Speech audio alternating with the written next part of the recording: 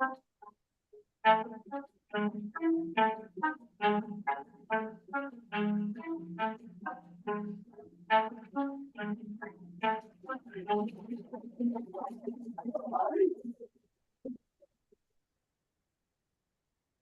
we're live.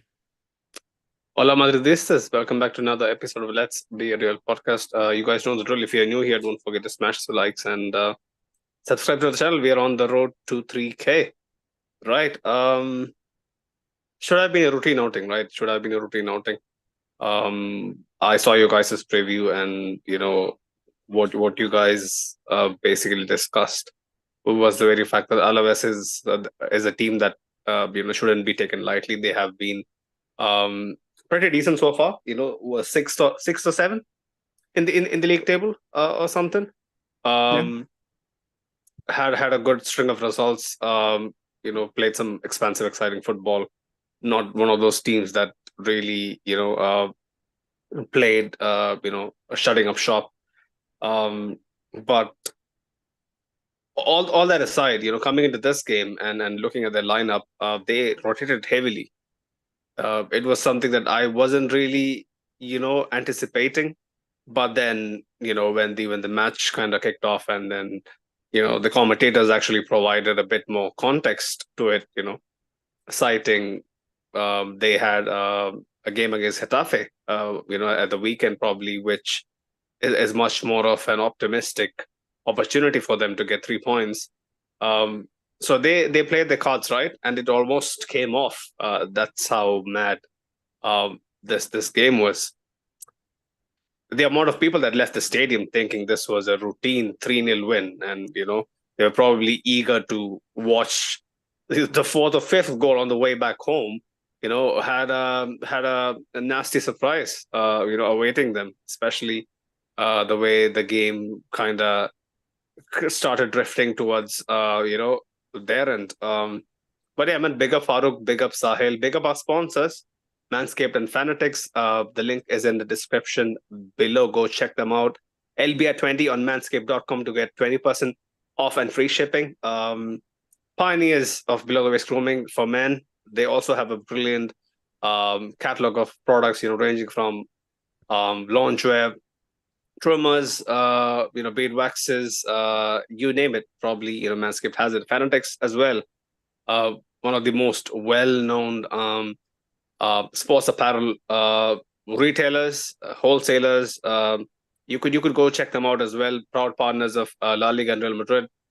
They also are partners with the NBA, NFL, you name it, NASCAR. They just have pretty much the whole lot. So go check them out.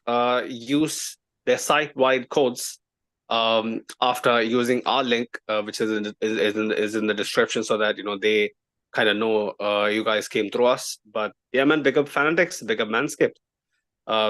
Thanks again for supporting true fan football movements like us. It really means a lot to us. But yeah, man, without further ado, Farooq, talk to us, man. Let's leave the positives, for the latter stage of this post match. Let's talk about what we just came off, right? The final 15. And the Alaves coach actually bemoaning that Endrick should have been sent off and whatnot. Give me your 2 cents, man. Like, Yeah, did that dampen your overall mood after definitely watching that 100%, bro. very good first half?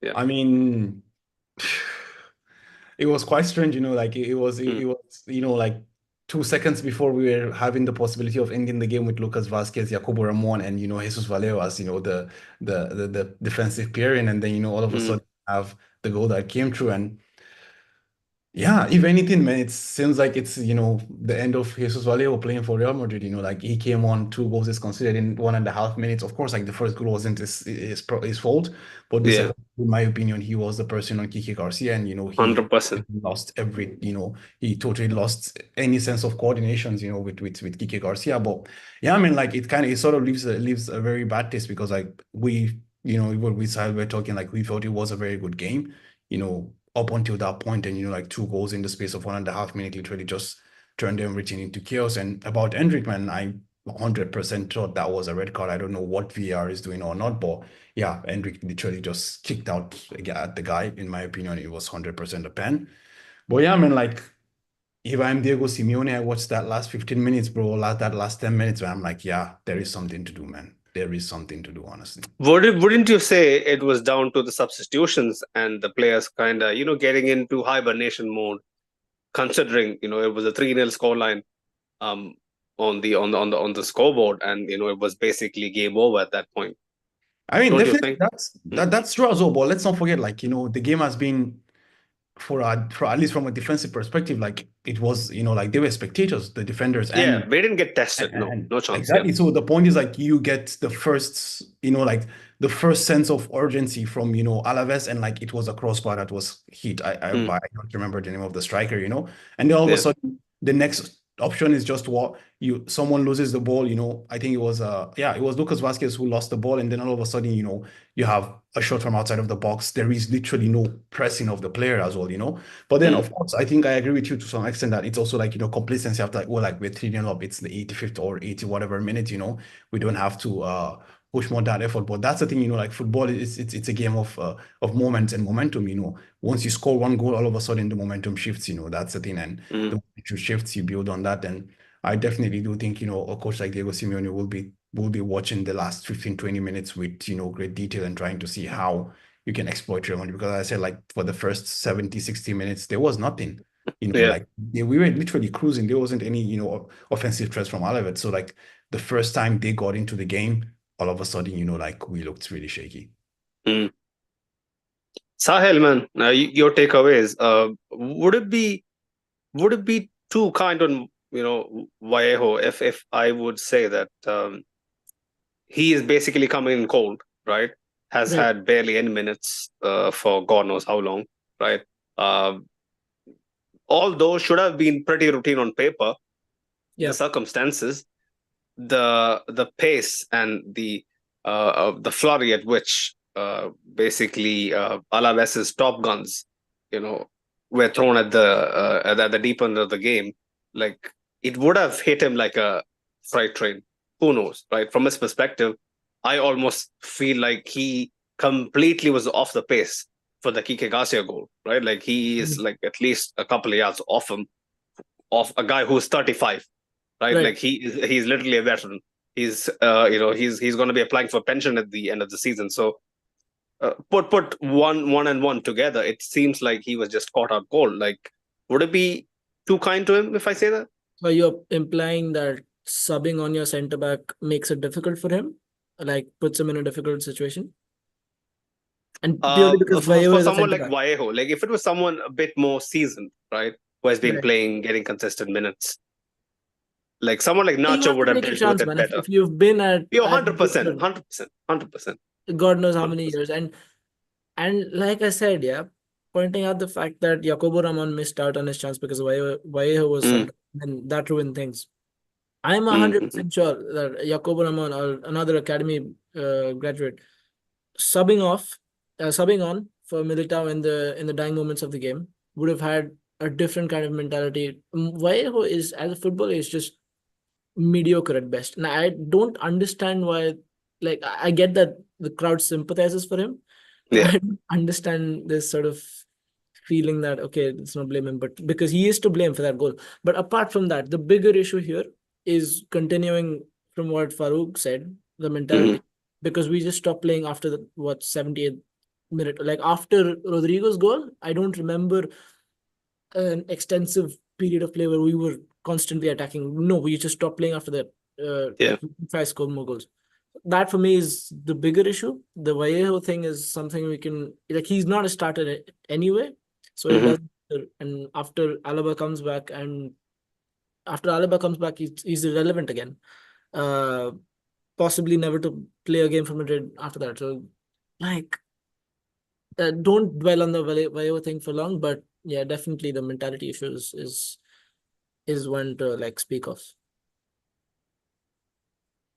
100%. I would agree on the mentality issue because the game is not done until it's quite yet done, right? So, And like we of all teams should yeah, know that. Yeah, Sunaid. yeah, We are yeah. Madrid. We we are the Playing team that until the final defines whistle is literally our DNA. So you can't 100%. really go away from that. Like those are Yeah, your core values at the club you play. And the fact that we just looked so flat after that, I was happy with the performance up until then. I yeah. thought even after the second goal or whatever, we controlled the tempo of the game. Sure, we were Mm. relaxed, but for the first time this season, it felt like our boys were having fun out there. Did 100%. It was like that's one thing that I would like to, kind of make some revisionism here, right? Going off what Farouk and you just mentioned, that we kind of stopped playing for the latter third. But from what I saw, how the game unfolded, I felt like we played in phases. I mean, Farouk would probably argue that is Carlo ball in its essence, but we kind of approached this game in a way where we kind of tried to limit any casualties, limit any unnecessary twists in the tail. Basically, keeping it tidy, recycling possession. I think it was a picture perfect drill in recycling possession. This How can you argue entire against that if we have the Madrid derby next and we already have yeah, like a number of it's from injuries? 100% from a wider perspective. This is what is the perfect game plan. Like Right. they see that Alaves has rotated. We have a chance at home to kind of impress at the same time. So without really pushing us over the limit, this was the perfect way to approach it. So I think we dealt with the game pretty well. But yeah, completely stop playing probably after the 70th minute might not be entirely the case, right? Like we kind of took our moments, bided our time, just ran the Alaves team basically, ran down their stamina basically, after that early goal. But yeah, man, the Endrick red card as well. It's a debate that's gonna go on again for a few weeks, Right. especially in the Catalan media as well. Yeah, Considering absolutely. Like how, the coolers on Twitter and Instagram, the moment they receive the video of that yeah, challenge tomorrow morning, they're yeah, going to field day. And there is a reason why it's cut down to like 3 seconds, right? yeah, rightly Uh, so. to to provide as minimum context as you can Exactly. to the situation. But yeah, man, But Endrick, come either on, way, man. I cannot justify that. No matter how much context there is to it, I can't justify kicking someone in You the. you you can't dislodge a man's manhood, for the for the Exactly. for the sake of fucking I frustration mean, or the whatever ref it is, today bro. was absolute horseshit though. Like the ref was like Yeah, on really, both sides. Mm, I mm. mean, bro. I mean, Alaves had zero yellow cards in the game, and like the guy who was actually on the receiving end of this foul from Hendrik, I Yeah, think it's Mourinho like that. I mean, I am surprised how he doesn't he have. he he's a pest, man. You see his face, you know what he's about, right? Like he's a nuisance. I mean, we've You know, highlighted Vinicius as like, whatever, whatever, but like yeah, Vinicius literally like his back was to the ref and he yeah, was yeah. talking to the fans and he got a yellow card. How did the ref Yeah, even I didn't he was understand that. talking about? Like, Mm, Like was there something literally, the he was cameras his didn't back show? was to the ref. So like even if he was saying anything, he was not directed at the ref. How did those mm. give a yellow card for that? I literally don't know. Probably Modric is he's shouting captain. something about the ref to the fans. Who knows? Oh, this guy he's playing against us or something. I don't know. Playing against us is not the Oh, right I mean, possibly, come yeah. on, man. usage, Like he but was he was riling up the fans. Like he was yeah, riling up the fans, and this is what Vini does. Like riling up the fan is it's never been a crime in any sport, man. no, Like no, it's not. they're It's your not. fans. You like telling them to get up. Okay, let's assume Vini is what Vini is. Modric Yeah, is actually the captain with the armband. He's talking to the yeah. ref to close him a yellow card. True. Like And then what's that's gonna the what thing you what should think we for do when then? he does something Yeah. stupid, right? Like you just hope he doesn't don't get in the face of an opposition player, and two, don't get in the face of the referee. Say what you want to the fans and like laugh it off, whatever. Like express your Yeah. frustration in different ways. I saw like while getting subbed off, he laughed at the amount of extra. Minutes. I mean, man, Yeah. that is completely out of order. Like, who the fuck does he Honestly, think he is? man. I mean, if that was Lajos or Hernandez, Vini was gone. Yeah, Definitely, it's like 100%. you see the look on our delegate. I forgot his name. Oh my He god. Chendo, literally had to come and pull Chendo, Vini, I right? think. Like he was like, bro, we have an Who? important. I mean, this is the thing. Like, I actually told like after the Copa America exit of Brazil, Vini Yeah, because like he missed the elimination game, right? Because he had two yeah, yellow yeah, cards. yeah. You understand? I kind of Petty, feel maybe petty that yellow. would be a wake up call for him because if I'm not mistaken, Mm. One of the two yellow cards was decent, and one of them was foul. Yes, Two yellow cards. the second one was a foul, and the You understand? So first the one was a point is that, dissent. so Yeah. because of saying something stupid, you literally, you're the talisman of the team. You missed the most Mm. important game of the team. So I was thinking Mm. maybe that would like kind of, make him grow and be a bit more mature. But the point is, you have a yellow card and you're literally complaining in front of the fourth official Yeah. when Yeah. you're off the pitch. Imagine if you got a second yellow card on the And pitch. rightly said, the look on Chendo's face, our delegate. Chendo. Yeah, there you go. Chendo. Yeah. Chendo is a guy who has amassed over, like, I don't know, 500 appearances for the club, right? Yeah. Has been a part of two glorious decades at Madrid. Like, he would have seen all sorts of characters, all sorts, like, ranging from, devout, Fabrica Spaniards, imports of all kinds. And then you see a guy like Vinicius, who is basically a very inspiring person himself, rags to riches, basically, turn doubters into believers. And then he goes and does this week in, week out. Like, Yeah. this is just, I think, early Uncalled season for, Vinicius syndrome. Yeah. And Sunil, I would like to take you on this, take you in on this, because me and Farouk had this conversation in the preview. Yeah.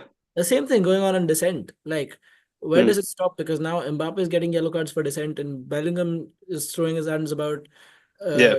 Endrick, we saw an attitude problem today where he's responding in a way that's like clearly not acceptable. The only person I think is like who's like keeping his anger within himself.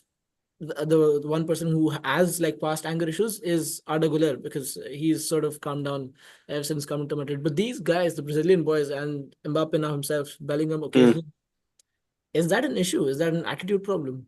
It's 100% an attitude problem. Answers, let me just give you some stats. Go on. Today we had 4 yellow cards. Okay, it was like Yeah. Modric, Fede Valverde, Vinicius, and Endrick. Endrick committed a foul. The 3 other yellow cards were for dissent. To paint a bigger picture, we have 16 yellow cards this season. 9 of them are for dissent. So basically more than 50%. Go on. Go on, Sunil. Well, I'll just state that this much, right? We tend to kind of tidy up this part of our mentality when it comes to the the crunch games, the crunch part of the season. Post February, it kind of dials down a bit. I was very vocal in talking about this to Francesco before the City game, because if you guys remember the City second leg, I think, or the first leg, I can't remember now. We had like 3 or 4 guys on yellows, yeah. On yellows, 1 yellow away from suspension. I was like, Coach, this is unacceptable. Like, we have leaders within the group who should be telling these men, right? These are not boys, these are men, right? Grown-up men, to actually be a bit more wily, a bit more street smart about how they go about business, especially on the pitch, because 1 minute of tomfoolery could cost your team dearly. And these guys are irreplaceable. Like, we are not City with a team that is so drilled that we can put in a couple of chopsticks here and there to kind of fill out the gaps and see out the result. We absolutely need these personalities, each and every single one of them, to step up and deliver, right? And coming back to Farouk's statement, or Farouk's stat that he put forth, more than 50% is directly a consequence of us not having actual leaders. And I've been pretty vocal over the years, stating the very fact that after Sergio Ramos, like, our leaders are so. They aren't exactly leaders who would strike fear in his subordinates inside the dressing room. Benzema, no chance. Nacho, not really. Luka Modric, no way. Carvajal, maybe. He himself isn't ironic really. Considering Vasquez was our captain today. Vasquez again. See, let's put Vasquez, for example, into perspective. Like, yeah, you wouldn't really fear him, but he leads by example. Like, he is someone who fights for every 50-50, puts his body on the line. He is that guy who embodies banderismo. But we need a captain in the vein of Ramos to actually put these guys in order. Well, Do you and think truly, Valverde? that's Do you think mm, Valverde sort of embodies that character, or no? yeah, he does to an extent, but he himself gets booked for dissent every other game. Right. He himself sometimes gets carried away with Emotions. petty, yeah, petty emotions. Halfway through games where it's completely unnecessary. But yeah, man, this is a discussion that we would need to keep having, especially until we get to a point where a clear leader emerges. Maybe Jude Bellingham in the future, who knows? He might grow into that person who is vocal enough, who has a stature tall enough to command respect. And, uh, fear is kind of underrated, especially in modern football. Let's be honest, if we look at great captains, they look at you and you kind of are intimidated for a second. We need those kind of people back in the business to keep these guys in line, man. That's my 2 cents. But yeah, so much energy wasted for such petty issues. Like Vinicius should just have walked off, without saying anything. It wouldn't have been even a talking point. But stuff like this really riles me up. But yeah, Right. um let's read some of the comments quickly before we delve into um, how the game went. Like Ashik was mentioning, easy win, just another day at the office. Ashik, I know, it was an easy win up until the 70th minute. I hope you were watching, after that. Um, Big up Marcus, he was mentioning what a gamble by Ancelotti and a very bad second half performance by the team in general. The second half is a stretch, but yeah, the Last gamble 15 minutes. last 15 minutes, 100%. The gamble, yeah, the gamble in his 300th game, for the club, not really ideal. He could have been a bit more. Um, but then again, when I think about it, man, like Game he's management, trying right? to game management, and he's also trying to play the good Samaritan. Like basically giving Vallejo some much needed minutes. Like he and his coaching staff clearly knows what they're up against. One slight niggle for Militao or Rudiger means that Vallejo is the guy who should be stepping in, right? Right. Like that's he's the first in line. I know, Jacobo Ramon and the likes. They are kind of also in contention, but yeah, man, Vallejo should be played into some sort of match rhythm to kind of safeguard ourselves against the congested fixture list. But yeah, Ashik was mentioning Alaves was on daylight time savings, hence showed up late to the party. Yeah, we could laugh about it now. Mo's in the chat, big up Mo, he was mentioning, nice to see Sunaid back alive and kicking. Most anticipated return from injuries here, Kamavinga, who? Big up Mo. Ashik was mentioning Hendrik mixed up the balls. He kicked the wrong ball.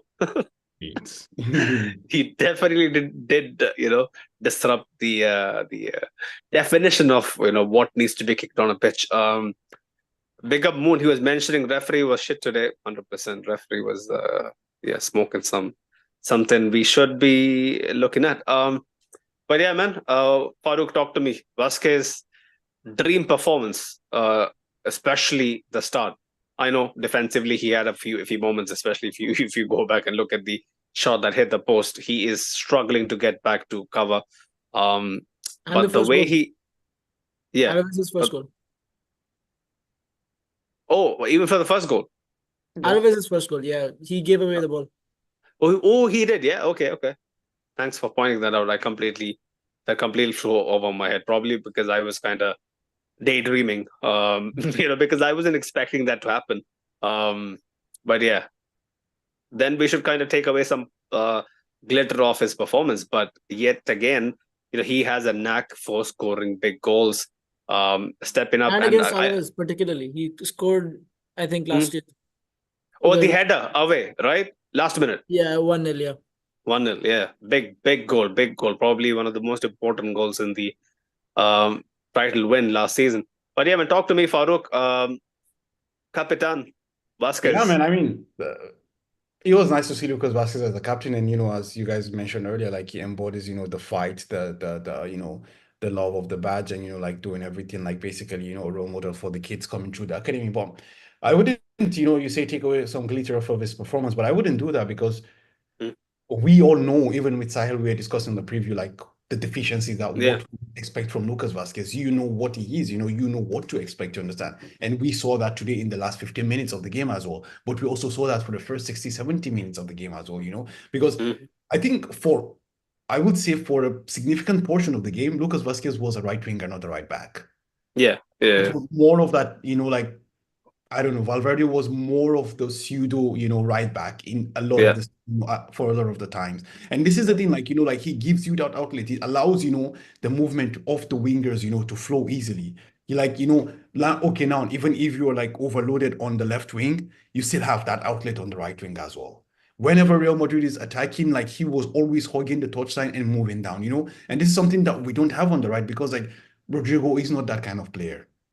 And Carvalho also is a different kind of fullback as well, But like considering the fact that, Lucas Vasquez was a winger once upon a time, he Yeah. still offers that, ball, like touchline hogging, ball holding, winger that you have out there. So I feel like it was a refreshing, it was a refreshing sight to see like Vasquez being the captain, lovely, and we came into the game the very first minute again, we shout out the for at least for this sequences, we always have to shout out the coaches because like this is something they have done across the last 2 years. We can see how the right backs pop into the situations and either be it from a cutback or from a cross, as we saw today with the cutback in the first Right. 50 seconds of the game. Like this is something that that they have worked on, you understand? And this also begs the question I always like, okay, if you guys have the ability to develop this kind of moves, why don't you develop others as well? You understand? Because okay, I always shout out at them like, okay, like these guys don't know jack shit about tactics, they don't do shit. But when you see this kind of things continuously, I think this is the second time in 3 games that we're seeing this. I think it was Carvajal, and then now Yeah. it's Lucas Vasquez, And last season as well, we also know how much Carvajal scored important goals similarly for Lucas Vasquez as well. So like it's a deliberate tactic. It's not something that happens by chance. It's something that's deliberate, So you have to give credit to both the coaching staff and to Lucas Vasquez as well. I felt like, he was really, really important in the game. Like he was quite threatening and he was lively, at least from the offensive end. From the defensive side, I mean, there's nothing you can do. The team, the club decides that, nah, yeah, Lucas Vasquez is going to be, a defender. And we all know that there's nothing we can do about that. That's a limitation that he has. But honestly, like you just have to appreciate, what players like Lucas Vasquez bring there because you can never doubt their determination. And he scored the first goal and he gave the assist to Rodrigo for the second goal as well. So, that was a really, in my opinion, a great output from Lucas Vasquez. So yeah, credit to him, bro. 100%. We have to also kind of pick up Fede for the switch as well. That was a pinpoint, pitch perfect switch to Vinicius. Kind of shades of Cruz in that as well. His idol. Wadiam and Sahil Vasquez in a nutshell. I think Farouk said enough about Vasquez, but I just wanted to continue on when you mentioned the switch.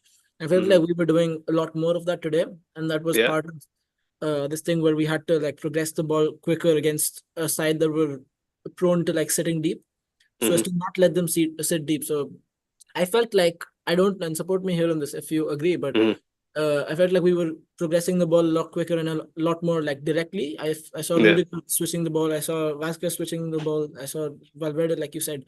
So it was something that came in handy against a side that were always going to sit deep and like almost inviting them to come out and pressure us. So that was a positive among a lot of other positives that we haven't really mentioned so far because of the way the game ended.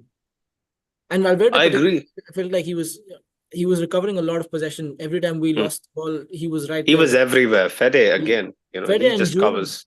basically like the running engine of this team. And it's no surprise to me that the moment that these two have started clicking in the midfield Yeah. is when Real Madrid really sort of hit that peak fluency 100%. 100%. their attacking output. And like I said, no surprise. Even though it's the attackers scoring, it's Rodrigo and Mbappe on the score sheet. It's Vinicius with the assist.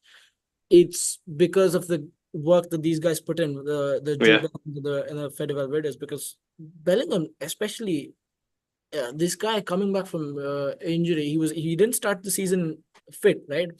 Yeah. And every game that he plays, it feels like he's putting in even more effort than like what his usual work rate is. Mm-hmm. Do you get me? Valverde, obviously, Yeah. he's there and he's like another thing with Bellingham is his link up play today with Mbappe. It was exceptional. Like obviously we saw that for Mbappe's goal where Mbappe Mm-hmm. taps deep and then plays a Yeah. 1-2 with Bellingham. But at the moment it feels like everything that we wanted Mbappe and Vinicius to be is what Mbappe and Jude are turning out to be. Because on the pitch, out there on the pitch, those two are like closest to each other. Where Bellingham is playing in that left half space, and Mbappe has a tendency to now drop deep and play the false nine. So yeah, Bellingham and Valverde, big ups to these guys, man. 100%. Going back to the point where you mentioned the switches, I was a big advocate of why we should take 3 or 4 moves before we can basically switch play. Now that we're doing it at the snap of a finger, it just makes the life of our attackers so much more easier. It just gives them an extra second, a very crucial extra second, especially uh, at this top level of football. You barely get a second to kind of uh, collect what you might want to do in the next move.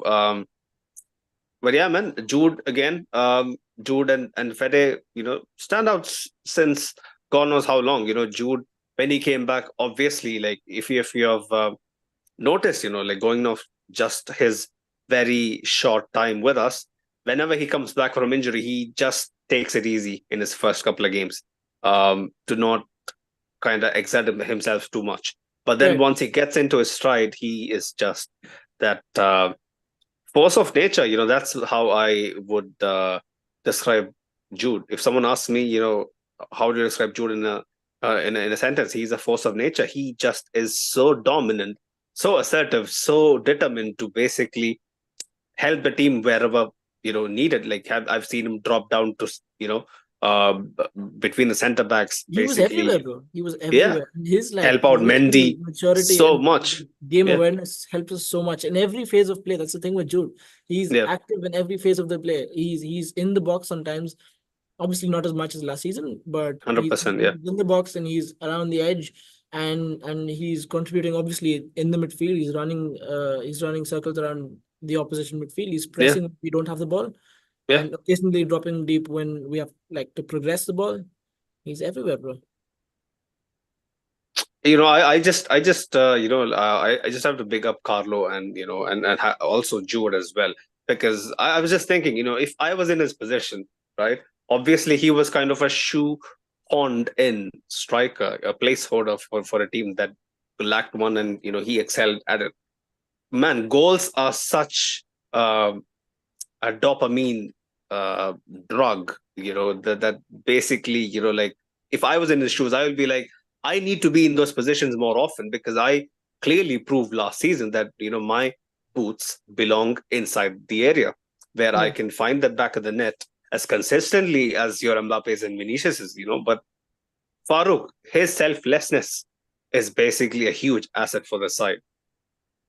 Yeah, I definitely agree with that. Like the that ability, to take the step back, and also Yeah. again, like it's going back to what he knows best. The familiarity of the Mm, midfield is what he's known all his life as. Also for him as always, like going back to the secure zone, and to going back into a role that like highlights his abilities the best. As I was pointing out, like.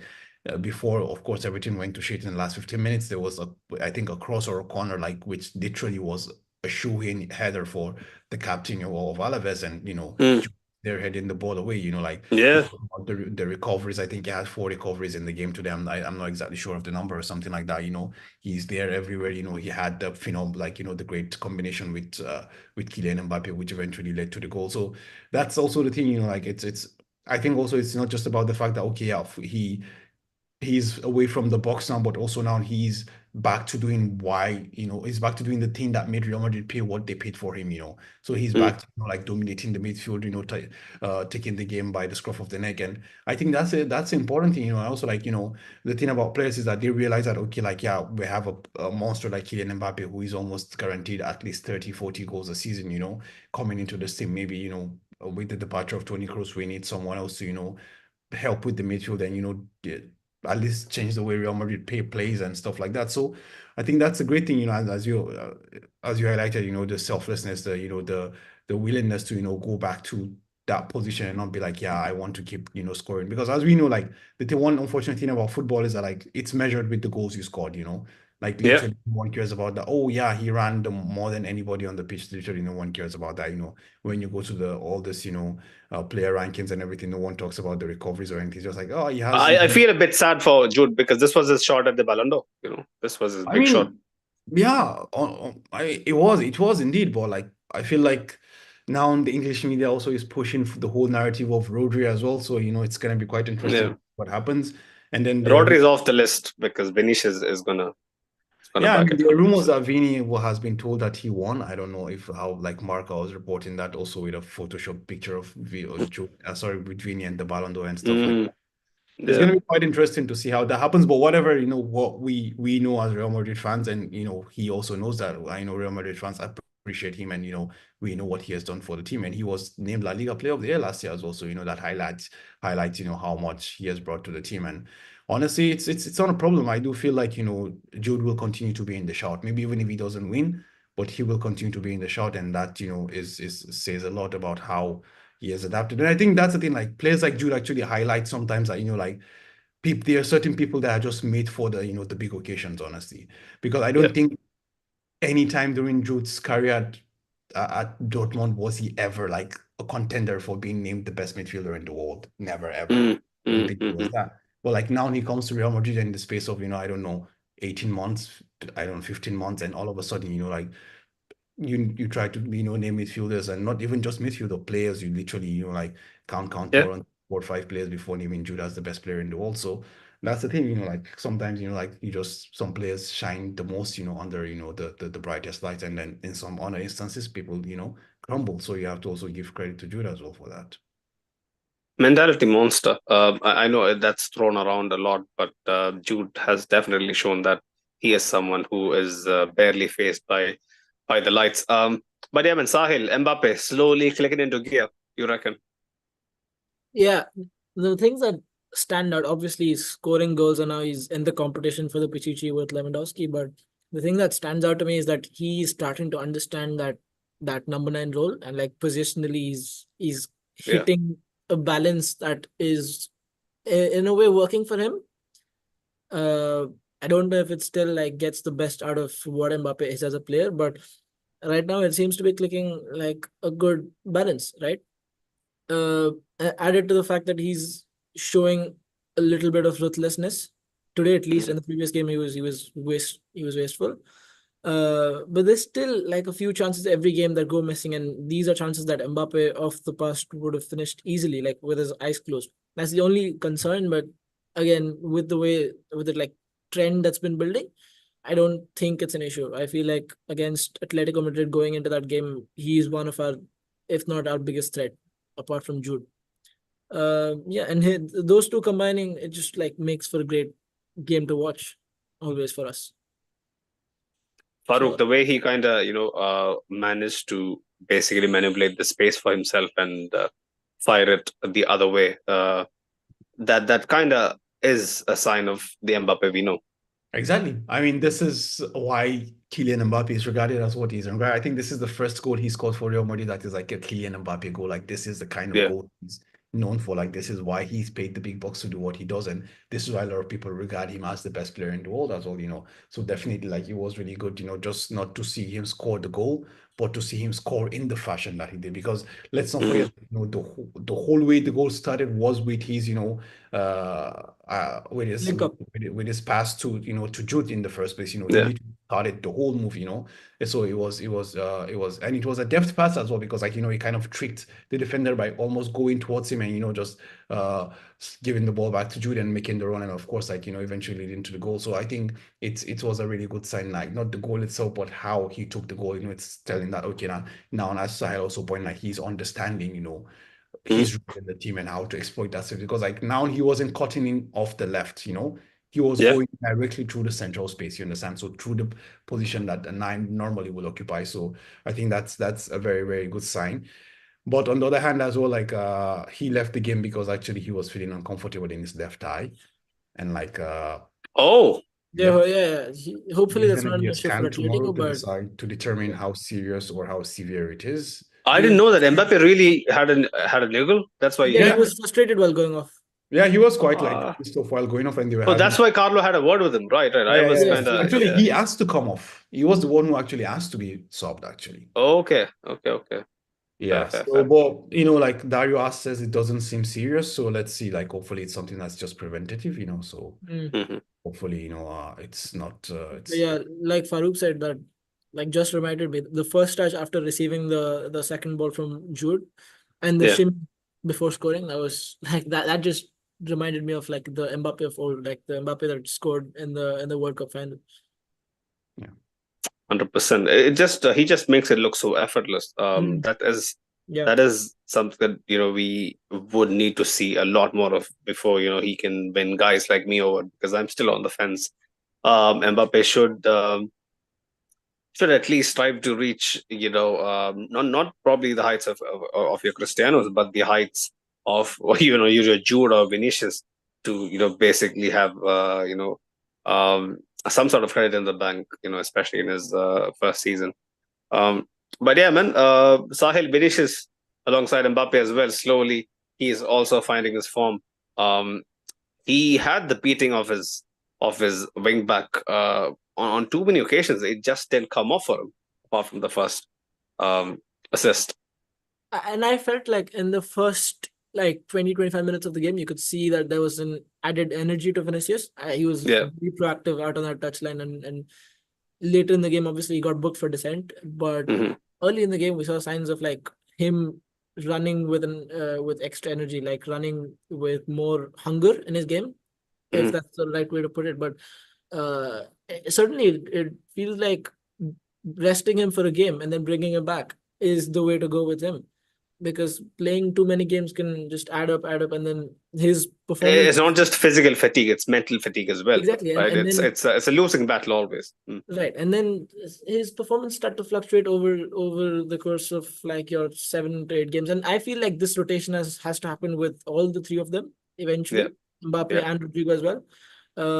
But yeah, we saw that he was that extra mile quicker today because he didn't play the entirety of last game, and uh, overall, just he was more proactive. If anything, he was more involved in the game. But again, apart from that assist, we didn't see the cutting edge definition of what Vinicius usually does and how he usually impacts games.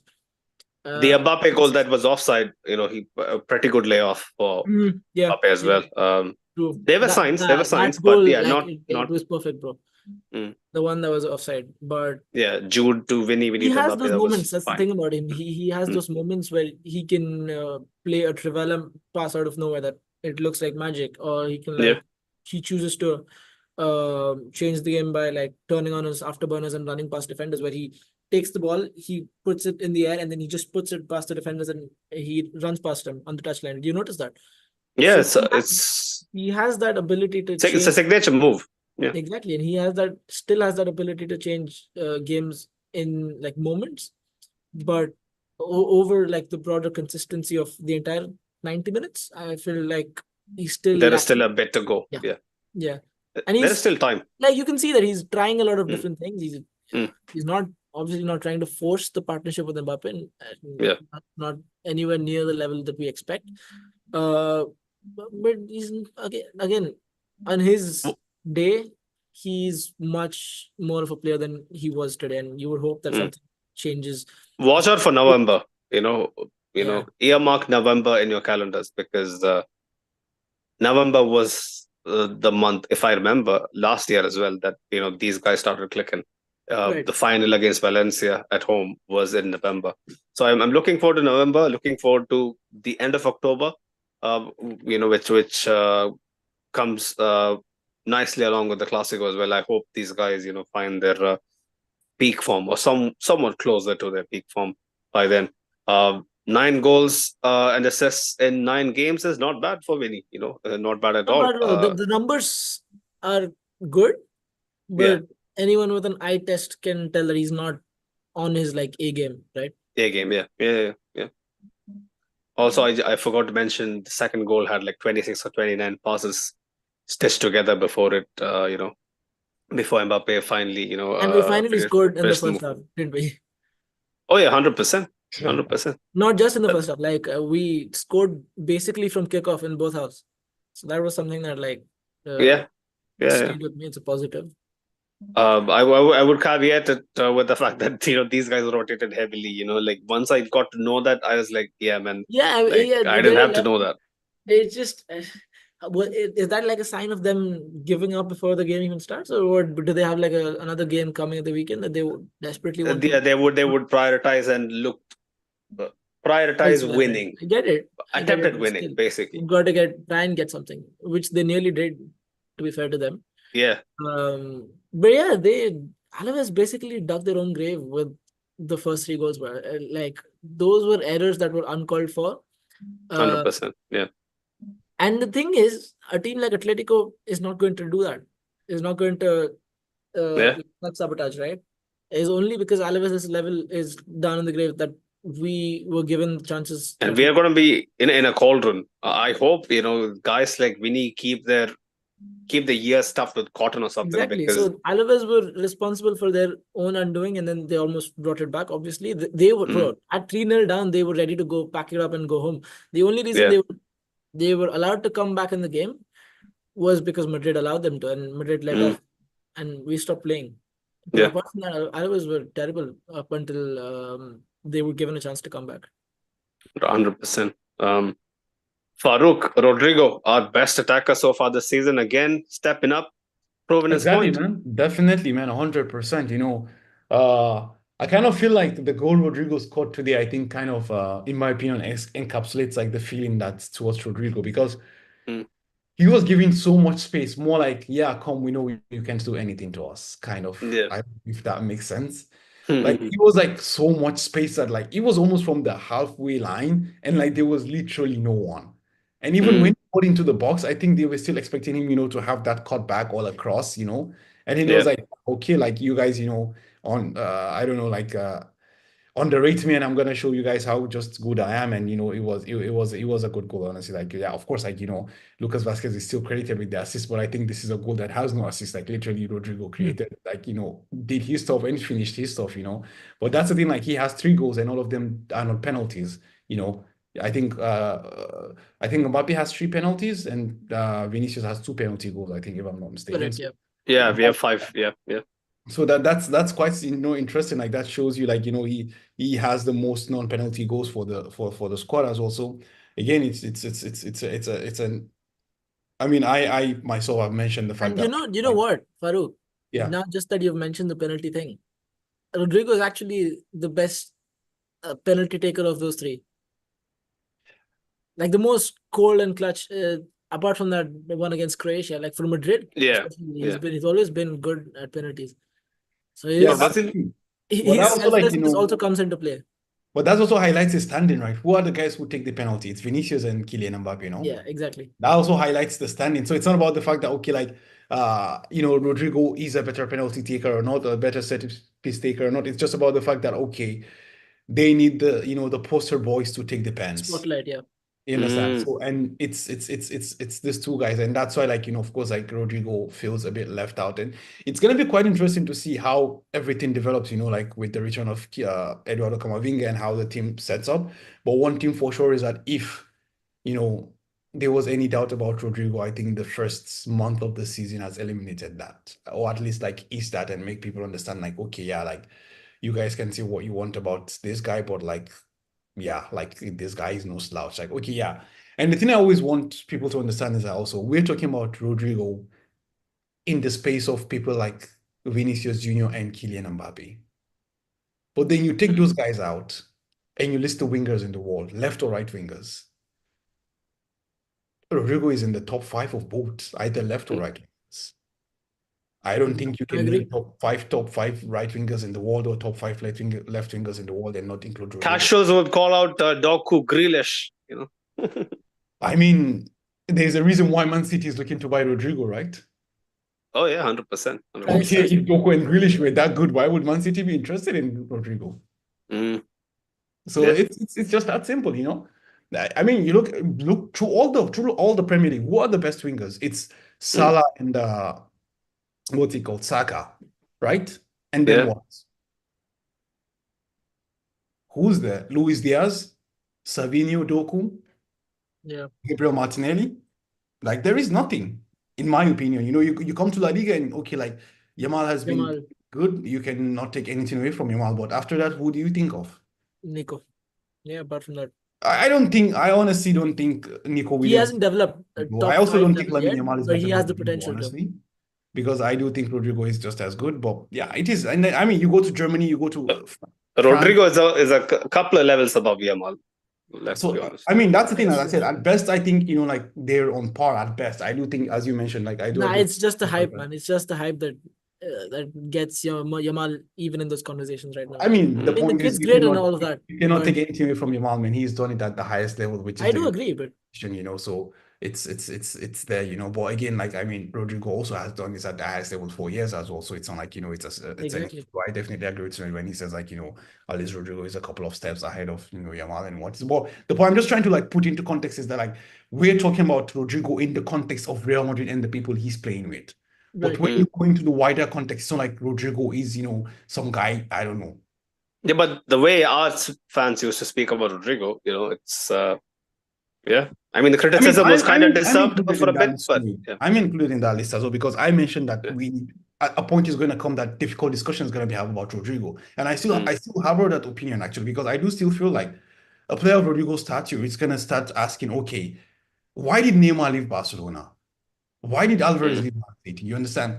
So these are the things. It's not because like you're not good enough. No, it's because the point that no matter what happens, You no be in matter the shadow, what yeah. Rodrigo does, he's always going to play second fiddle to Mbappe, Vinicius, and Bellingham. Right. You understand? So this is why it is what again, honestly, I've said this season, Rodrigo has been the best attacker we have, hands down, 100%, no doubt about it.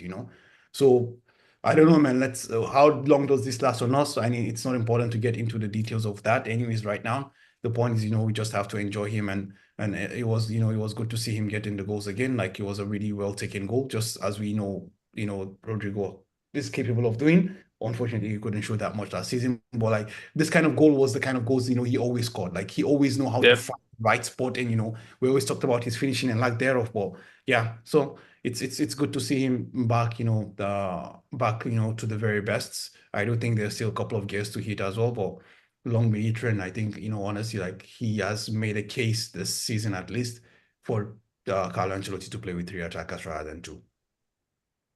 100%. So happy to see so much love for Rodrigo.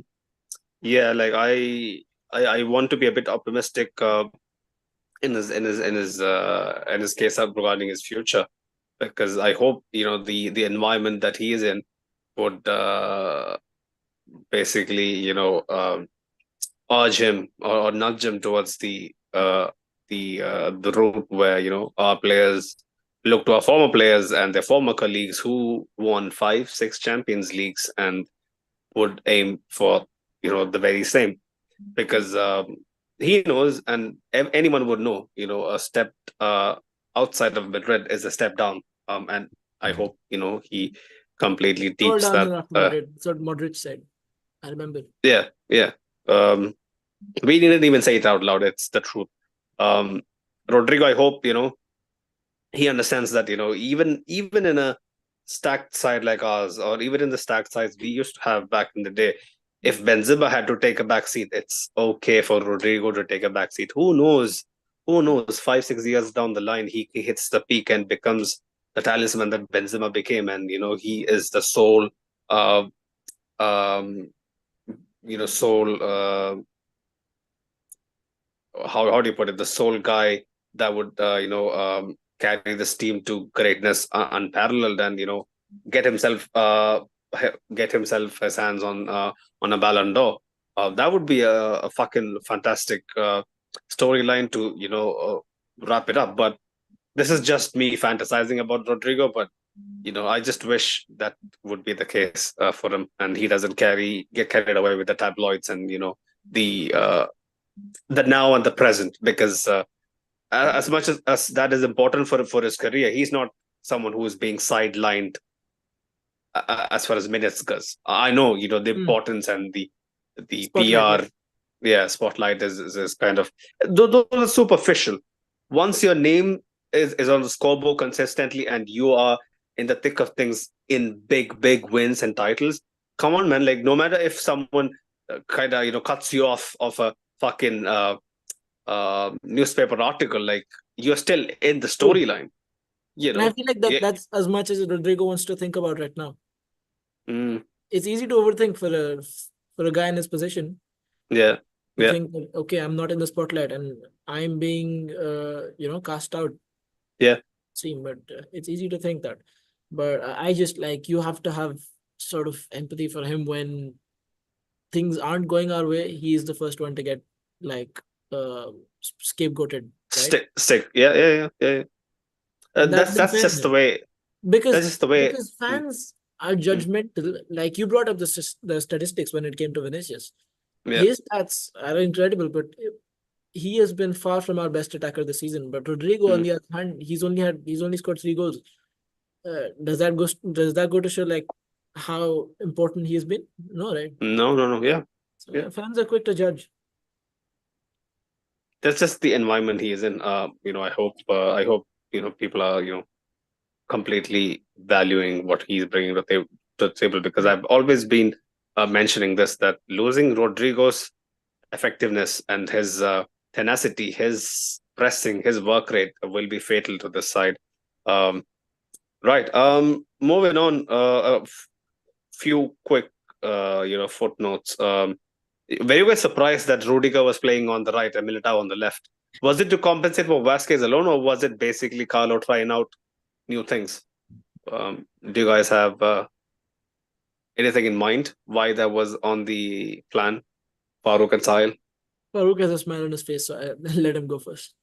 Yeah, Farouk man. gone. I actually thought maybe it was a mistake at first, but then I realized it's something that was actually, happening Deliberate. consistently. But I thought I definitely agree with you. I think it was to compensate for Militao. Sorry, for Lucas Vasquez. Vasquez, because as we had talked initially earlier, like Lucas Vasquez actually played predominantly as a winger rather than a fullback. So I Mm, feel like that was something to compensate for him. In my opinion, at least, I feel that was why the change happened. yeah. Okay. Fair enough. Well, the sight on the look on Rudiger's face, especially after Vallejo came on, like I've seen it in quite a lot of horror movies. If guys listening out there, if you guys have seen Get Out and with the poster of Get Out, the guy basically um, being scared to his death. That was what Rudiger looked like. Especially for the second goal. No, for the first goal as well. Like because he was looking around for his centre back partner, he was nowhere in the picture. But yeah, man. Anyways, Endrick against Sahil, eager to impress, almost scored a goal. Kind of, took Yeah, a neat little deflection, but still his assertiveness when on the pitch is impressive. yeah, it's just with him, it's impact. He Mm, gets 5, maybe 10 minutes sometimes. Today he got 20, and every time he's on the pitch, he creates something out of nothing. He has that like ability and both like the eagerness to make an impact, to leave an impact, and there's no sort of like nervousness or anything of that sort. His confidence seems on another level. That's one thing about him that I'm likely to never be worried about as a Madrid fan. But it's just that the moment where he kicks someone in the nuts, that overshadows everything good that he does for 21 minutes, man. That's well, my only I, thing. Yeah. I guess I wanted to talk about Chouameni as well, Farouk. Do you have anything to add? He Yeah, just seems to hide, man. Like, am I wrong in saying that? Or bro. I felt today was a very composed, at least until the whole thing happened, because I felt today mm, was a game that we also saw like Chouameni also not just as a holder as well. We saw him also as mm, someone who distributes, someone who mhm, Right. starts play. I think today was okay. We are not there yet, but I felt today the first 60 minutes, like yeah. you could see what this team can evolve into. I don't know if that makes Mhm, sense because like we talked about, the big switches as well. Like Chouameni was also attempting that, like let's not forget there mm, was a goal that Kylian Mbappe scored that was offside. It was yeah. started with Chouameni's move as well. Let's not Mm, forget that as well. So like Tchouaméni is like, not just longer being that person who holds everything together right now. He's also starting to be that person who's always starting to build and stuff, starting, like, starting to, set the tempo, starting to, like find players and, ping passes here and there. So I kind of feel like, yeah, I personally felt like today was a better one from Tchouaméni. Of course, like that last 15 minutes destroys everything because also he was, the holding midfielder and what is not. But I personally felt like Chouameni today gave a brief, insight, or let's say rather like a preview of what we can hope that he can develop into on a more consistent, on a permanent basis. I definitely do feel like, not just from the defensive side but also from the offensive side, because I feel that was what Mm. was lacking in the first couple of games he played before he got injured. Was like, okay, Chouameni was there, but like, bro, what are you doing, you know Yeah. and I Hmm. gave a a good example with John Obi Mikel, the guy who had like 90% pass accuracy, but he was always giving and taking the ball, literally Hmm. it's nothing, there was nothing interesting there. But like, honestly, today I feel like Tchouaméni was willing to take the risks in certain instances. And I think, for that, honestly, for me, like I felt like it was a good game for him. And I do hope that, this can be a platform to build on and for us to see what he can offer, offensively going forward. Yeah, rightly said, bro. Like, as far as his defensive side of the game and that screening side of the game, screening the back line, all of that goes, he's always been up there, right?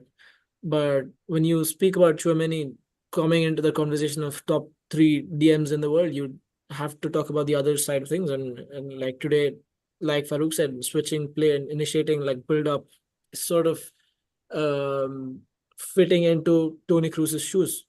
Like it's those are big shoes to fill, but he has the job now, no matter regardless of how whether or not he likes it. Um, and he's showing good signs of like improving. I remember we spoke about this earlier in the season where he was absolutely horrendous first two games in La Yeah. Liga, and obviously compared to that, this is big upgrade. Yeah. I wasn't shying away from the fact that like when I mentioned that he kind of tends to hide in some instances, but yeah, when maybe my expectations or maybe my prerequisites regarding Chouameni or anyone who plays that position is a bit more uh, has a bit more depth. Maybe that's why I'm kind of being a bit harsh, but yeah, man. What you guys mentioned is completely fair because he tried to kind of recycle possession as best as he could. He also, like what Farouk said, tried to progress the ball as best as he could. But then again, when I look at Fede and Jude, they have, in my opinion, much more pronounced impact in games. That's what I expect from Chouameni as well, because there is a player there, there is a talent there, the skill set, the physique. Especially aerially, like like he had, I think, a very good recovery um, in the box as well. Like on many occasions, like he is. If someone asked me, give me the physique of a complete modern day box to box midfielder, that would be Chouameni, because he has everything that a perfect box to box needs. Like, but yeah, maybe I'm being a bit too harsh, but my expectations of Chouameni, are a bit more higher than what he has been showcasing, and I would agree with Sahil as well. Compared to the first two games, which were atrocious, like this is a heavy step up. But yeah, I guess that's pretty much it. Let's look at some of the comments before we slowly wrap this up. Right. Ashik was mentioning that this is La Liga refereeing, not even worth discussing anymore. Marcus was mentioning Vallejo is not a Real Madrid type of player. Um, yeah. What can we say, right? Ashik was mentioning shout out to the team for scoring in the first half, not once but twice. Um, Right. He was also mentioning we didn't score from the spot for a change this game 100%. The penalties was a bit of a meme. It was getting out of hand. But yeah, man, I guess that's pretty much it, boys. Big up our sponsors, Fanatics and Manscaped. Go check them out. LBI20 to get 20% off and free shipping on manscaped.com. Um, yeah, go check out Fanatics as well. Proud partners of La Liga and Real Madrid. They have a brilliant collection of not just jerseys and and loungewear, but you name it, official merch of NFL, NBA, NASCAR, you name it. Fanatics is pretty well versed in official merch. Go check them out. Use our link so that they know you guys came through us. Big up our partners, Real Madrid Committee on Instagram as well. Go check them out. They run a brilliant Real Madrid fan page. They've been with us in this journey for the last 3.5 years. So big them up every single time. Big up our audio listeners as well for always sending us love, sending us positive, negative feedback, you name it. You guys make this podcast what it is, today. I've always stressed, we do this podcast because this is a two-way street, and we completely appreciate the love and appreciation that you guys have shown us for the last 3.5 years, man. It's been a wonderful ride, and look out for a preview. Hopefully, it'll be on the Thursday, I reckon. 3 p.m. EST. Rajat will be back in the building for the big El Derby preview. So, yeah, man. I guess this is a real litmus test. Up next at the Metropolitano, and I hope our team is ready and we can clearly put up a statement. It's about time we do. But yeah, boys. Until next time. Ala Madrid. Hala Madrid, guys.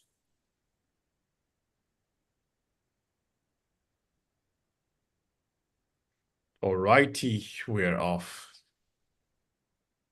Bro, my bad. I forgot to remind you.